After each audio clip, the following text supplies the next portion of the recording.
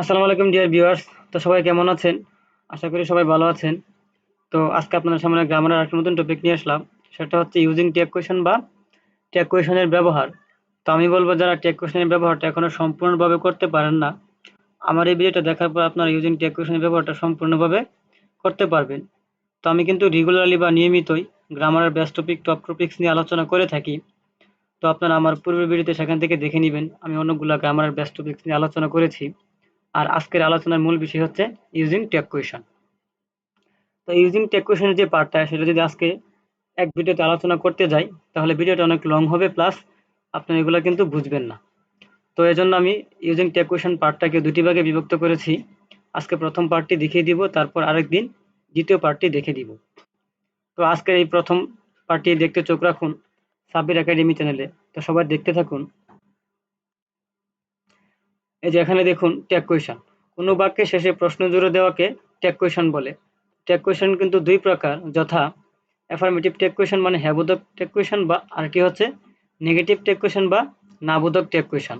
তো আরও সহজে বোঝার জন্য দেখুন দুটি এক্সাম্পল নিয়েছি। একটা হচ্ছে অ্যাফার্মেটিভ ট্যাগ কোয়েশনের এক্সাম্পল, আরেকটি হচ্ছে নেগেটিভ ট্যাগ কোয়েশনের এক্সাম্পল। তো দেখুন নীলা ইজ অনেস্ট, কমা ইজন্ট হি। তো এখানে কিছু বোঝার আছে দেখুন। তো নীলা ইজ অনেস্ট, কমা।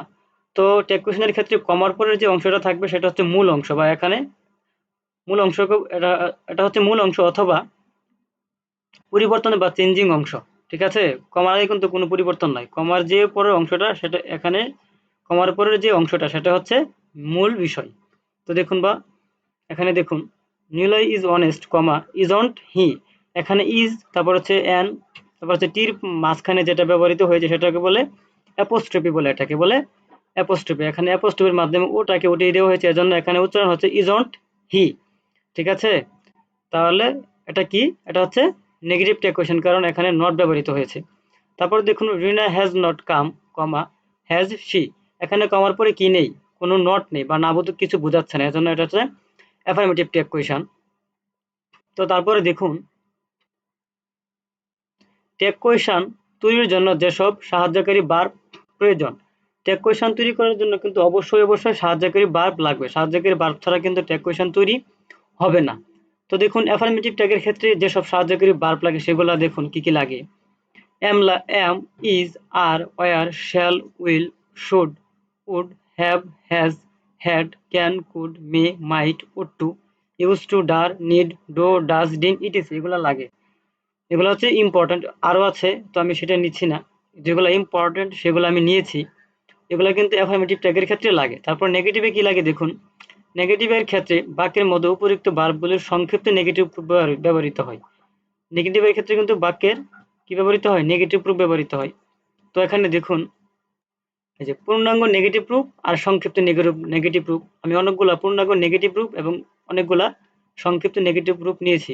তো এখানে আরেকটি কথা হচ্ছে আপনি এগুলা কিন্তু অবশ্যই খাতার মধ্যে নোট করে নেবেন, প্লাস প্র্যাকটিস করবেন, নাহলে কিন্তু পারবেন না। ঠিক আছে, তো দেখুন পূর্ণাঙ্গ negative proof am not, is not, are not, was not, were not, shall not, will not, should not, হচ্ছে would not, have not, has not, had not. এগুলো হচ্ছে পূর্ণাঙ্গ নেগেটিভ প্রুফ। আর সংক্ষিপ্ত নেগেটিভ প্রুফ কি? যেমন আরএন্ট, ইজন্ট, আর নট, তারপর হচ্ছে wasn't, war not, shall not, তারপর হচ্ছে ও নট, তারপর হচ্ছে শুড নট, তারপর হচ্ছে উড নট, তারপর হচ্ছে have not, has not, had not. ঠিক আছে, এগুলো কিন্তু আমি আরও নিয়েছি। এগুলো আপনারা দেখে নেবেন, প্লাস লিখে নেবেন, দেখে নেবেন, প্লাস খাতায় নোট করে নেবেন। ঠিক আছে, তো এগুলো আমি বলছি না, আপনারা দেখে দেখে লিখে নেবেন। তারপরে দেখুন নোটা এনবি, মানে এনবির পূর্ণরূপ কি? এখানে এনবি পূর্ণরূপ হচ্ছে নোটাবিনি, বাংলাতে বলে যেটাকে বিশেষ দ্রষ্টব্য। উপরের ছকটি ভালোভাবে অবশ্যই মুখস্থ করতে হবে, অবশ্যই ভালোভাবে মুখস্থ করতে হবে। তারপর নিচে দেখুন ট্যাগ কোয়েশন তৈরির নিয়মাবলী ও উদাহরণ। ট্যাগ কোয়েশন কিভাবে বা কি রূপে তৈরি হয় এবং ব্যবহৃত হয়। দেখুন বাক্যের শেষে একটা কি থাকবে? ফুল স্টপ থাকবে, ইন্টারোগেশন সাইন থাকবে বা যেটাকে প্রশ্নবোধক চিহ্ন বলা হয়, এক্সক্লেমেটরি একটা সাইন থাকবে, এরপর একটি এক্সক্লেমেটরি সাইনের পর একটি কমা, এবং ট্যাগ কোয়েশনের শেষে জিজ্ঞাসাবোধক, প্রশ্নবোধক বা জিজ্ঞাসাবোধক চিহ্ন। Meena has done the sum, comma has not she. এখানে দেখুন এই যে প্রশ্নবোধক চিহ্ন। ঠিক আছে, তারপর দেখুন রুল 2, ট্যাগ কোয়েশনের সাবজেক্ট সবসময় প্রোনাউন হয়। ট্যাগ কোয়েশনের সাবজেক্ট সবসময় প্রোনাউন। এখন প্রশ্ন হচ্ছে প্রোনাউনটা কি? তো প্রনাউন রেফারেন্সের যে ক্লাসটা সেটা আমি আমার পূর্ব ভিডিওতে সেখানে দিয়ে দিয়েছি, আপনারা সেখানে দেখে নেবেন প্রনাউন মূলত কি। যেমন ধরুন সাব্বির অথবা যেমন ধরুন আলম, এগুলা কি, এগুলো হচ্ছে কোনো মানুষের নাম। এগুলাকে কি বোঝাচ্ছে, এগুলো হচ্ছে কি লিঙ্গ, এগুলোকে পুংলিঙ্গ বা পুরুষ বোঝাচ্ছে। তো পুরুষের ক্ষেত্রে কি ব্যবহৃত হয়, হি ব্যবহৃত হয়। আর মহিলাদের ক্ষেত্রে কি ব্যবহৃত হয়, শি ব্যবহৃত হয়। এই হি আর শি হচ্ছে এখানে প্রনাউন। তো এগুলো বিস্তারিত আমি নিচে আলোচনা করেছি। দেখুন, মূল বাক্যের সাবজেক্ট একজন পুরুষ বোঝালে ট্যাকুয়েশনের সাবজেক্ট হবে হি। আমি কিন্তু বলেছি যে পুরুষ যদি বোঝায় তাহলে কি হবে, হি হবে। পুরুষের প্রনাউন হচ্ছে হি। মূল বাক্যের সাবজেক্ট দ্বারা একজন মহিলা বোঝালে ট্যাকুয়েশনের সাবজেক্ট হবে শি। ঠিক আছে। তারপর দেখুন, মূল বাক্যের সাবজেক্ট দ্বারা একটি বস্তু বা ইতর প্রাণী বোঝালে ট্যাকুয়েশনের সাবজেক্ট হবে ইট। ঠিক আছে। এগুলো কিন্তু অবশ্যই মুখস্থ করতে হবে, নাহলে কিন্তু পারবেন না, প্লাস প্র্যাকটিসও করতে হবে। মূল বাক্যের সাবজেক্ট দ্বারা একটি বস্তু বা ইতর প্রাণী বোঝালে ট্যাকুয়েশনের সাবজেক্ট হবে ইট।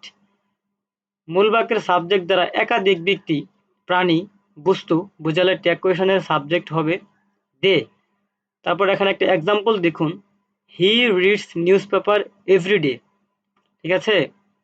ডাজন্ট হি, এখানে প্রশ্ন হচ্ছে doesn't he reads news paper, এখানে ডাজ কেন বসেছে এবং সংক্ষিপ্ত রূপে কেন বসেছে। এখানে কি, এই যে বার্বের পরে বার্বের সাথে এস বাই এস যোগ করা হয়েছে, এখানে এজন্য এখানে ডাজ ব্যবহৃত হয়েছে। প্রেজেন্ট ইনফিনিটেন্সে বার্বের সাথে এস বাই এস যোগ হলে ডাজ ব্যবহৃত হয়। আর পাস্ট টেন্সে কি ব্যবহৃত হয়, ডিড ব্যবহৃত হয়, এজন্য এখানে ডাজ ব্যবহৃত হয়েছে।